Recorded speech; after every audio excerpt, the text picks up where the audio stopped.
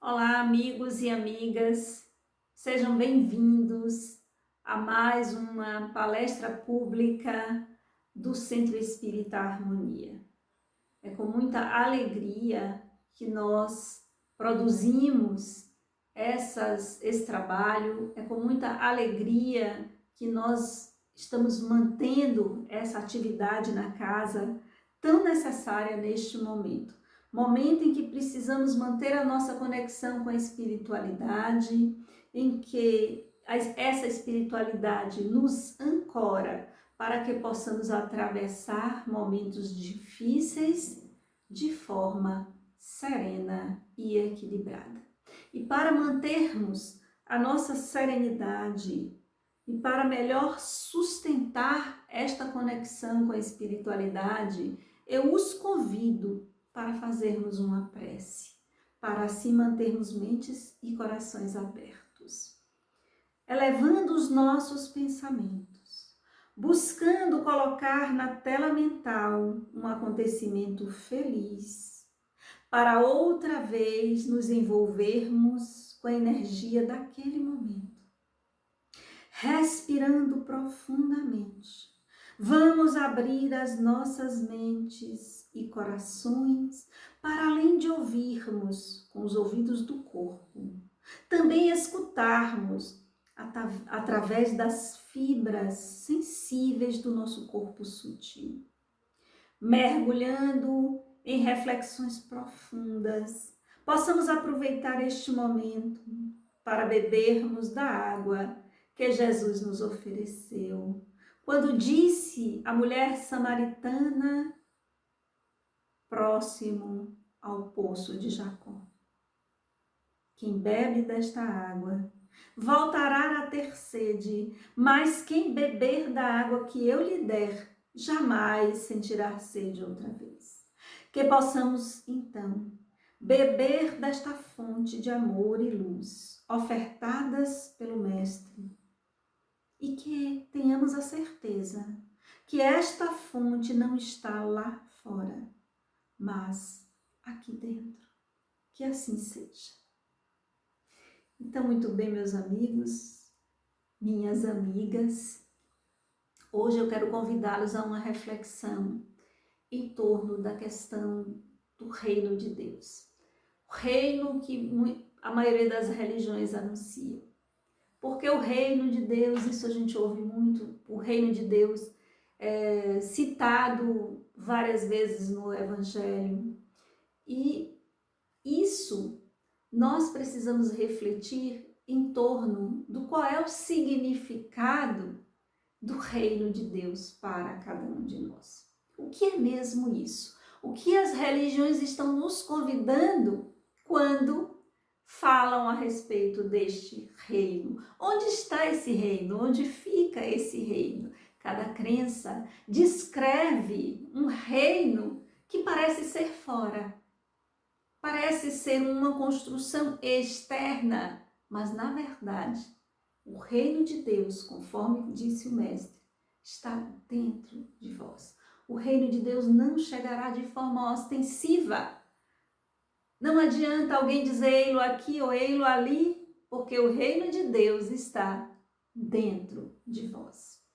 Então, esperar por um reino lá fora e desassistir o reino aqui dentro é um caminho que leva ao desengano, que leva às ilusões e que leva muitas vezes as pessoas a colocarem toda a sua energia na conversão alheia.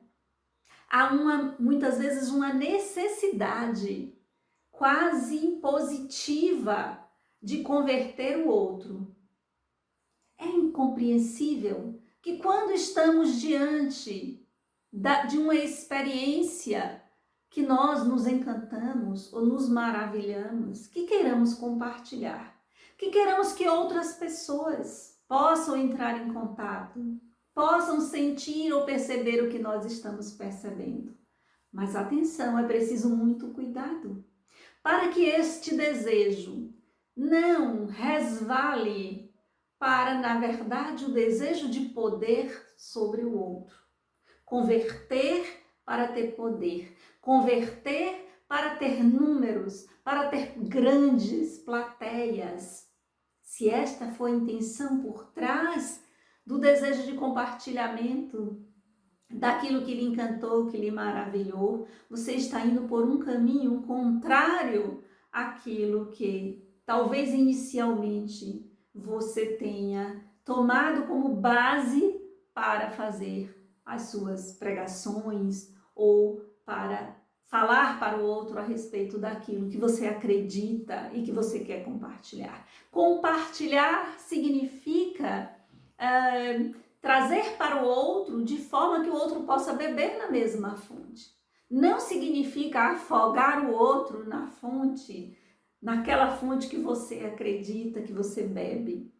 Oferte sem fazer com que o outro se sinta constrangido, oprimido, ou oferte, mas mantenha e estimule no outro o livre pensar, a reflexão, o juízo de valor, a razão, a lógica, a ciência, a fé raciocinada.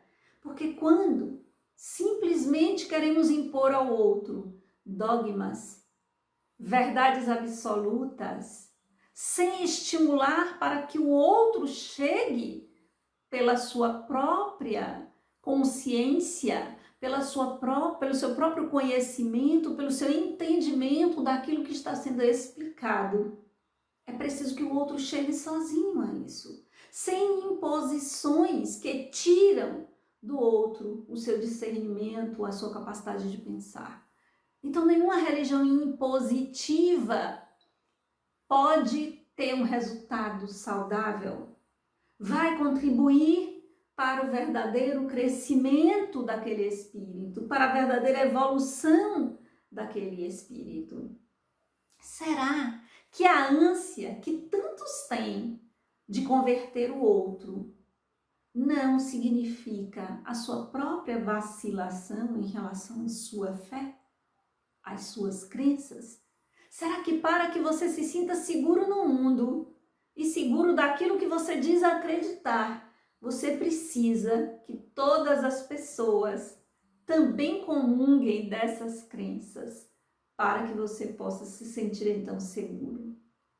Será que não é isso? É preciso então fazer uma reflexão. Antes de sair por aí querendo arrebanhar pessoas para as suas crenças. Ou quando se há um projeto personalista, porque a pessoa precisa de plateia, porque o ego é tão inflado e tão grande que precisa de um grande número de pessoas para que possa se sentir nutrida.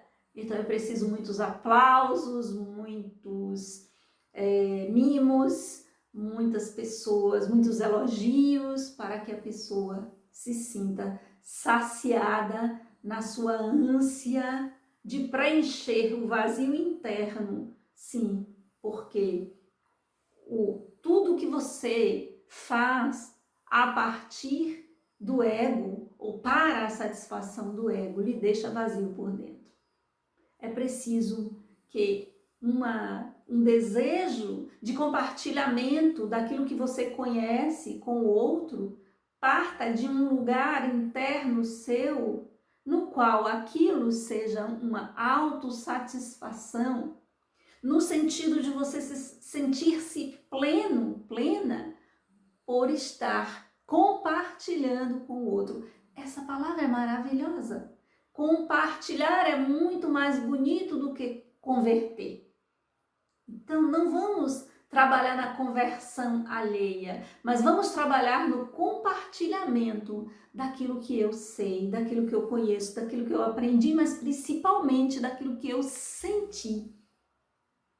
Porque esse desejo de converter pessoas à sua religião, ao seu credo, à sua crença, pode se tornar, inclusive, uma fonte para alimentar a intolerância religiosa, por exemplo, o preconceito, a discriminação, porque existem pessoas que têm uma grande dificuldade para conseguir conviver com aquele que tem uma forma de conexão com a espiritualidade diferente da sua. Não significa que seja melhor nem pior. Significa que os espíritos, em sua diversidade, em sua singularidade, encontram muitos caminhos para esta conexão com a espiritualidade.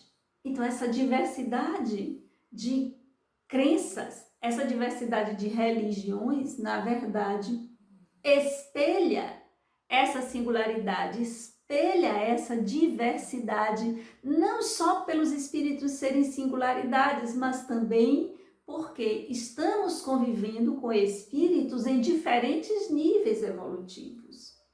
E para cada nível, para cada história, para cada trajetória, uma religião nesta encarnação talvez seja mais condizente, a outra num outro momento. Então não há que se compartilhar, o compartilhamento nunca é impositivo. A conversão muitas vezes, ela não só pode ser impositiva, como ela pode ser violenta. Quantas guerras, quantas agressões, quantas destruições de templos religiosos em nome da fé de uns em detrimento à fé de outros. Como se Deus escolhesse entre todos os seus filhos essa ou aquela religião para fazer a conexão. Não, a conexão é singular, é uma ponte, é um canal que você tem com o sagrado e com o divino que está dentro de você. Olha o que Jesus diz. O reino de Deus não virá por uma ostentação, não virá de forma ostensiva. As pessoas vão dizer ei-lo aqui ou ei-lo ali. Não acredite, porque o reino de Deus está dentro de vós. E se nós somos singularidades, a forma como nós nos conectamos ou como buscamos a conexão com este reino é diferente para cada um. Alguns conseguem ter afinidades e essas pessoas se juntam e criam as religiões, às vezes através de uma pessoa, um indivíduo, às vezes através de todo um grupo. Criam as religiões porque nós ainda não conseguimos esta conexão direta, ainda precisamos de intermediário. Religião é uma forma intermediária de se conectar com o sagrado, com o divino, dado ao nosso momento evolutivo. Mas cada criatura pode voltar à fonte. Cada criatura pode se conectar ao divino, ao sagrado. Por quê? Porque o reino de Deus está dentro, ele não está fora de nós. Então, este mergulho no nosso mundo íntimo é que vai nos possibilitar esta conexão. E nós precisamos ter muito cuidado, porque essa ânsia e esse desejo de conversão de todos, a sua crença, a sua religião, a sua prática, aquilo que você acredita, pode facilitar o fomento dos falsos profetas, daqueles que enchem igrejas, enchem templos, enchem reuniões públicas espíritas. Entretanto, como disse também Jesus, são sepulcros caiados por fora, mas cheios daquilo que não presta por dentro. E nós, muitas vezes, por nossa desatenção ou por nosso desejo de projetar aquilo que há de luminoso em nós no outro, nós projetamos nessas figuras o respeito, a admiração por aqueles que dedicam a sua vida a auxiliar outras pessoas a encontrarem o seu caminho, é muito bem-vindo, e deve ser praticado. Entretanto, a admiração cega, o fanatismo, o segmento acrítico dessas pessoas, transformando tudo que essas pessoas dizem em verdades absolutas e incontestáveis. ou justificando tudo que elas fazem, ainda que o seu feito seja incoerente com a proposta do Cristo, com a proposta dos Espíritos. Então, é importante a atenção e o cuidado, porque isso também nasce desse nosso desejo de conversão. Então, se alguém é capaz de encher um grande salão para ser ouvido, então nós, muitas vezes, concluímos que esta pessoa é uma pessoa especial, é um espírito diferenciado, é um espírito dedicado, que merece o respeito e a admiração. Entretanto, não é perfeito. E muitas vezes nós sufocamos essas pessoas. Sufocamos porque exigimos delas e deles uma perfeição que nós buscamos, mas que não temos nem tampouco eles ou elas. E aí engessamos e praticamente empurramos essas pessoas a ostentarem uma persona que não condiz, na verdade, com quem a pessoa realmente é. Isso não significa que coisas maravilhosas que pensamos a respeito dessas pessoas não sejam verdade, não significa que essas pessoas não sejam dignas da nossa admiração, do nosso respeito, do nosso carinho. Significa apenas termos esse olhar amoroso, termos esse olhar terno, entretanto lúcido. Entretanto, um olhar lúcido, para entendendo que ali é um espírito, seja em qualquer religião. Eu estou focando mais no espiritismo e dando mais exemplos, evocando mais a questão do espiritismo, porque, claro, é daqui que nós precisamos falar, é desse lugar, mas isso acontece em todas as religiões. Os grandes ícones, os grandes nomes que convertem ou parecem converter milhares de pessoas e que nós passamos, então, a tratá-los como se fossem infalíveis, como se tudo que eles dissessem fosse lei, e não é. Perdemos o senso crítico e não devemos perder. Devemos respeitosamente, quando assim entendermos, questionarmos se algo é dito que nós não compreendemos daquela forma ou que entendemos que está indo de encontro àquilo que nós lemos e àquilo que nós aprendemos. Porque com esta postura todo mundo cresce. Se você estiver equivocado e você não entendeu o que o outro disse, você vai aprender. E se o outro se equivocou, porque por mais que saiba, que estude, os equívocos podem acontecer, é natural, é da natureza humana, nós somos espíritos que estamos ainda sendo formados. Então, claro que nós vamos cometer erros, claro que nós vamos, em muitos momentos, ser incoerentes. Então, ótimo, porque o outro também aprende. O outro também veste o manto da humildade por saber que se equivocou em algo, ou em algum tema, ou em algum assunto, ou que teve uma atitude não condizente com aquilo que pregam. É muito importante compreendermos todas essas coisas. Mas, porém, o mais importante é a construção da religião pessoal. E o que é a construção da religião pessoal?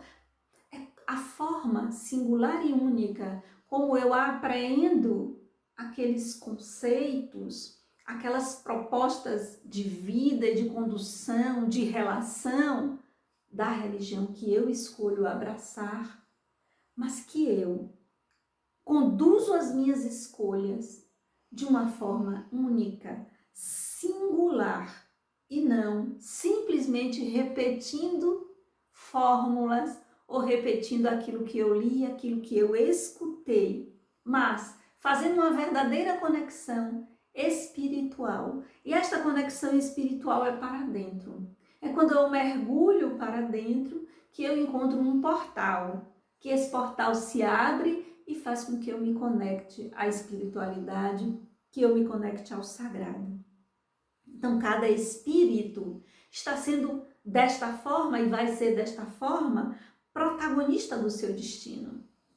Cada espírito vai traçar a sua trajetória, embora estejamos numa experiência coletiva, mas o traçado neste coletivo de cada um é singular, é único. Entendido isso, nós podemos usufruir de tudo aquilo que as religiões nos oferecem, cada um escolhendo a sua. Podemos usufruir de tudo aquilo que aqueles que se dedicam e fazem do estudo, do uso da palavra, um instrumento de cooperação com esse processo de evolução dos espíritos encarnados e desencarnados. Isso é que está a beleza. Mas nós precisamos estarmos atentos para não perdermos o bom senso, o discernimento.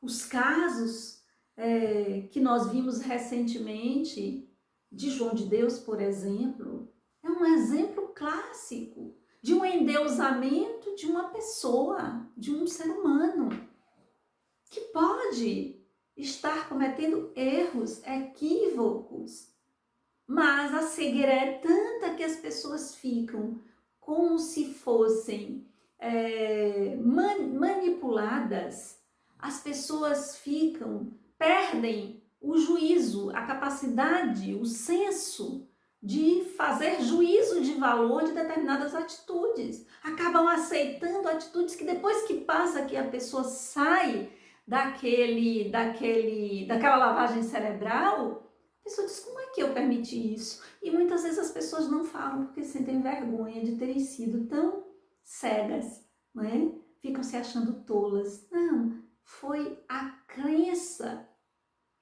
que aquela pessoa, que aquele ser humano era um representante diferenciado. Não, é um espírito. Todos são espíritos.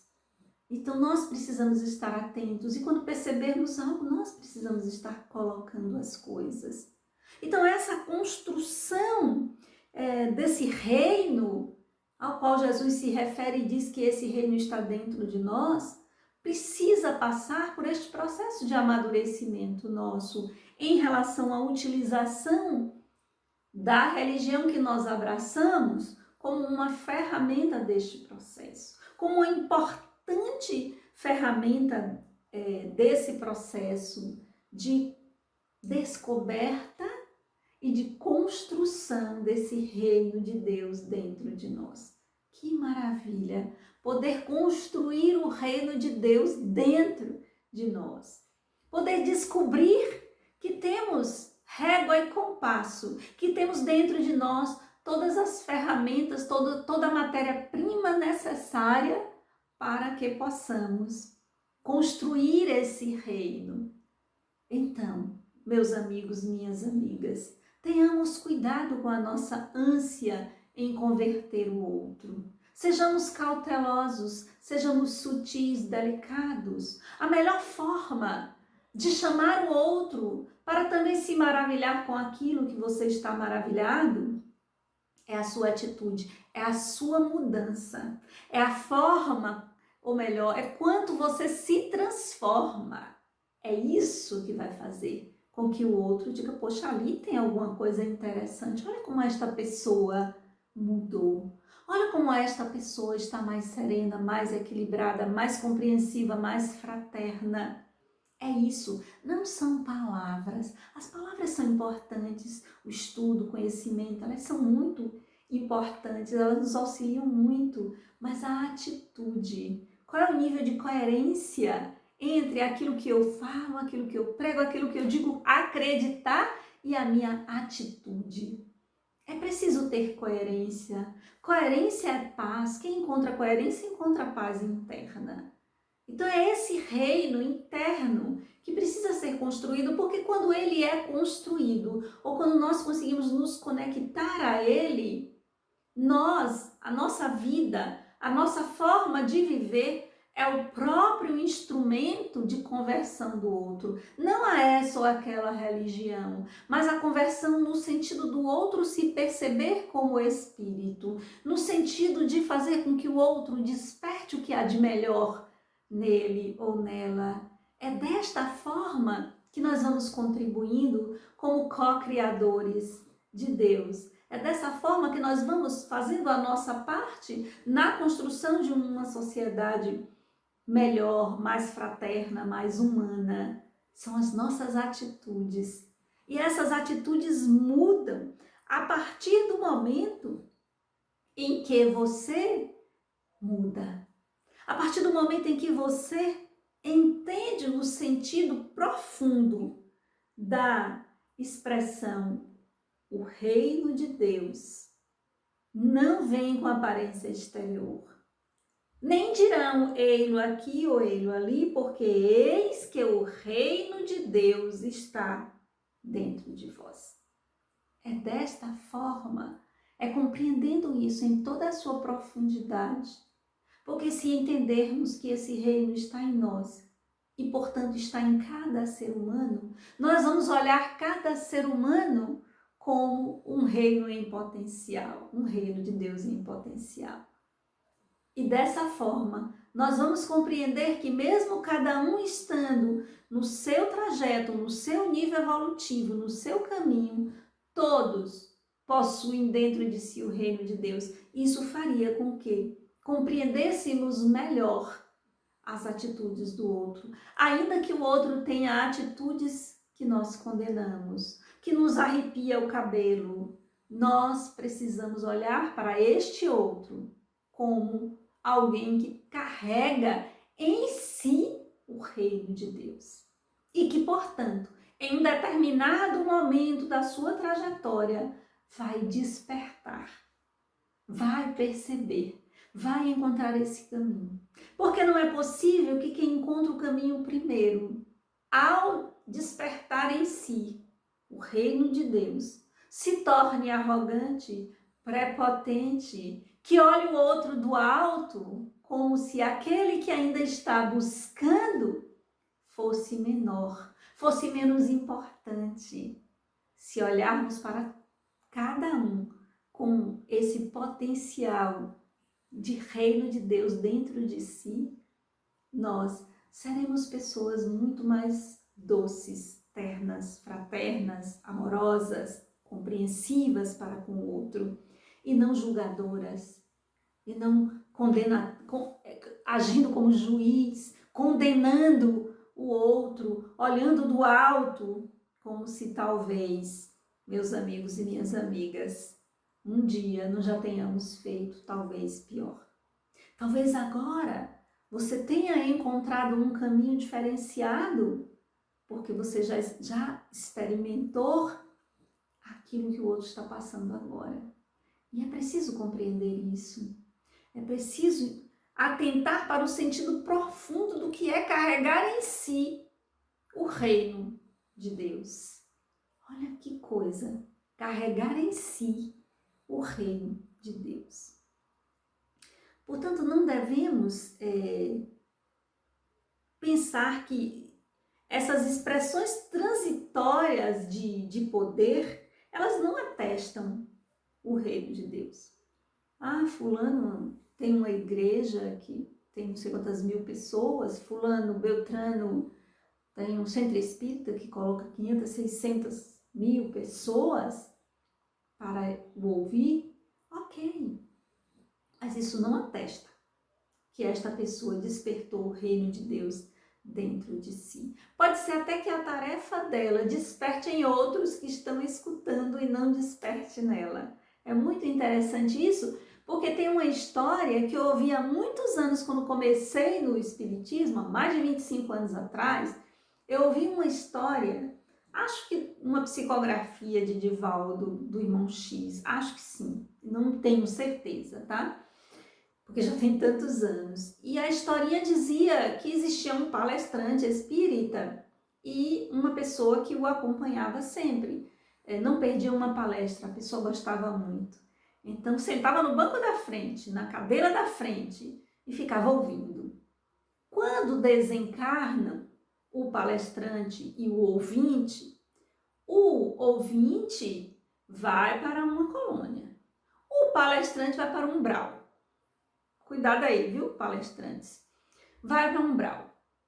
E quando o ouvinte passa numa caravana, recolhendo espíritos que estão no umbral e que já estão prontos para serem recolhidos, irem para um lugar melhor, para começar o seu entendimento da sua condição de espírito desencarnado, o ouvinte vê o palestrante no umbral e se aproxima, e o palestrante diz: mas eu não entendo. Minha agenda era cheia, fazia 200 palestras por ano, rodava por todos os lugares, e você estava só ouvindo. Então, o ouvinte diz para o palestrante: você falava e eu fazia o que você falava. Então, na verdade, números, adeptos, demonstrações públicas que atraem multidões não necessariamente significa que esta pessoa ou aquela pessoa despertou em si o reino de Deus, que esta pessoa está conectada ao reino de Deus. Também não estou dizendo que não está. Eu estou dizendo que isso não prova que houve esse despertar, porque são condições transitórias. São condições que podem a qualquer momento se modificar. Nós não sabemos da intimidade das pessoas. Então é preciso que cada um cuide do seu próprio processo. Podemos ouvir, podemos escutar, podemos admirar, podemos aplaudir e elogiar, e devemos, e por que não? Mas é preciso que você pegue tudo isso que você escuta, que você lê, e transforme em ferramentas para despertar em você o reino de Deus. E alguém com o reino de Deus desperto dentro de si é alguém que vai agir, que vai atuar em todas as suas ambiências de uma forma que vai expressar esse reino. Então, é preciso e não criar falsos profetas, né? Ansiosos por afagos e alisamentos de ego. É preciso deixar o pito do ego sempre no bolso, para ninguém soprar nele, porque é muito problemático um ego inflado.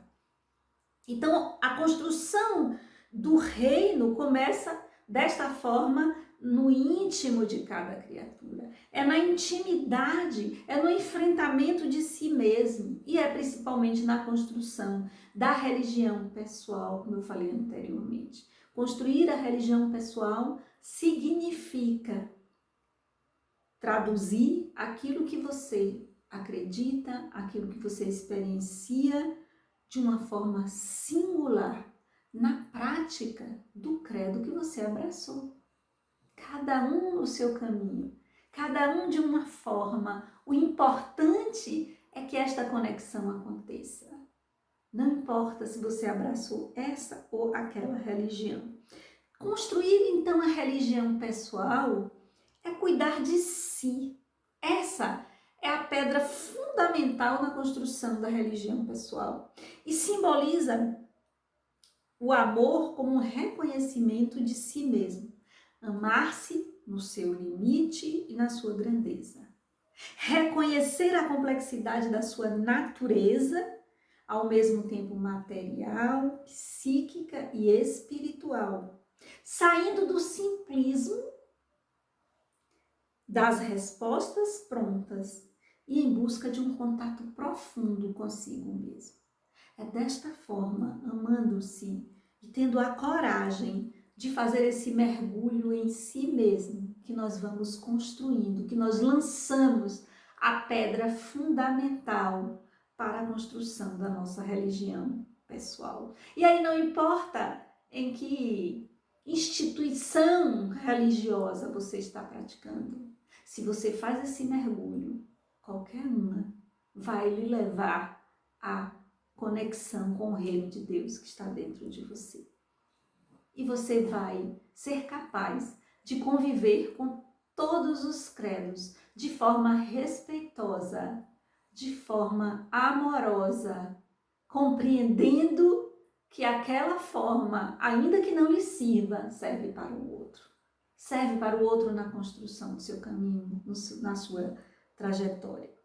Ao voltar-se para si mesmo, na busca de respostas que expressem a sua singularidade, a pessoa abre-se a novas possibilidades de crescimento e amadurecimento. O ser humano maduro é aquele que não responsabiliza ninguém pelo que lhe acontece, assumindo diante da vida uma postura sempre proativa. Nunca no complexo CDM, coitado de mim. Sempre uma postura proativa, sempre tomando para si as rédeas da sua vida, do seu destino, assumindo os seus erros com coragem, comemorando as suas vitórias com alegria e gratidão. É dessa forma que nós vamos, pouco a pouco, estruturando e nos conectando ao reino de Deus que está dentro de nós. É assim que nós conseguimos enxergar, porque antes nós não conseguimos ver. Vemos apenas a aparência das coisas, mas quando começamos nessa disposição de mergulhar em si mesmo, de aprofundar-se, de uma atenção consciente e constante e amorosa a si mesmo, é desta forma, é assim que nós vamos construindo. E neste processo, nós não sentimos necessidade de converter o outro. Nós compartilhamos com o outro aquilo de bom que nós alcançamos. Nós não sentimos necessidade de ter um ícone, um guru, um mestre, alguém que lhe encarnado, que tem que lhe dizer o que você tem que fazer da sua vida. Mas você pode admirar, você pode ouvir e trazer para dentro de si aquilo que é dito e usar aquilo que é dito no seu processo de autotransformação e não simplesmente seguindo cegamente aquilo que o outro está dizendo sim para tudo que foi dito, sem passar por essa análise, por essa apropriação individual, singular daquilo que está sendo dito. A maturidade psicológica e espiritual conduz então a compreensão de que alcançar a religião pessoal não é encontrar a perfeição, mas a inteireza, é encontrar um significado para a vida, conectando-se às outras pessoas e a todos os elementos da criação. Percebendo então a pequenez de fazer parte de um universo imensurável e, ao mesmo tempo, a grandeza por pertencer a esse universo como elemento único, singular e insubstituível. Construir, então, a religião pessoal é trazer para a vida cotidiana a percepção de ser Espírito de Deus, preservando a autonomia e praticando a reflexão e o silêncio, mas também vivendo a vida, participando ativamente da convivência social e assumindo fragilidades e limitações desta sociedade como problemas coletivos que devem ser resolvidos através do esforço e da transformação, tanto individuais quanto coletivas. Sim, porque existem questões que são no nível individual a serem solucionadas e existem questões que precisam de solução coletiva. É preciso que as pessoas se unam, se agreguem para resolver determinadas mazelas da sociedade. E construir a religião pessoal é erguer pontes à sua volta, compreendendo que os conflitos e dificuldades experimentadas na convivência com o outro fazem parte das relações humanas. E são mais do que isso. São oportunidades de desenvolver qualidades ainda adormecidas. Lembrando que para construir sua casa, não precisa destruir a casa do outro. Para afirmar suas ideias, não precisa negar as ideias do outro. Seja e deixe ser. Não queira convencer o outro de que você está certo, de que você tem razão. Apenas seja. Seja coerente. Haja de acordo com aquilo que você acredita. E desta forma, você vai conseguir conviver com o não eu, conviver com o outro, construir a sua casa, construir a sua morada espiritual e deixar que cada um construa da sua forma com a sua matéria-prima. Porque a beleza está nessa diversidade. A diversidade humana é de uma beleza extraordinária. Essas singularidades. E por sermos singularidades, temos tanta dificuldade com a convivência. Construir a religião pessoal é buscar conviver com as estruturas sociais vigentes, agindo de acordo com os princípios éticos que vão desde o não jogar lixo pela janela do seu carro até o engajamento em instituições promotoras do bem coletivo. Então a religião ela não deve ser fechada em si mesma. Quando você usa a religião que você escolheu para despertar dentro de você o reino de Deus, você faz o trabalho extramuros.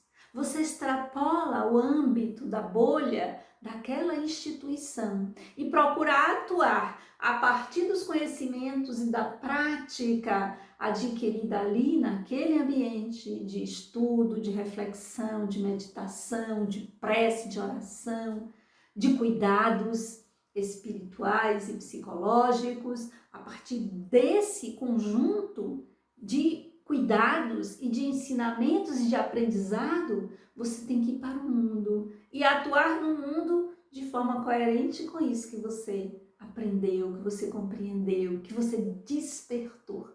Eu adoro essa palavra, despertar, porque andamos, muitos de nós ainda adormecidos, sem despertar para a nossa condição de sermos espíritos imortais. E talvez por isso mesmo a necessidade de ficar apertando o juízo do outro, tentando convencer das nossas crenças. Simplesmente seja. Se o outro precisar, auxilie. Auxilie sem cobranças, auxilie sem pedir que ele se converta a isso ou aquilo. Apenas oferte.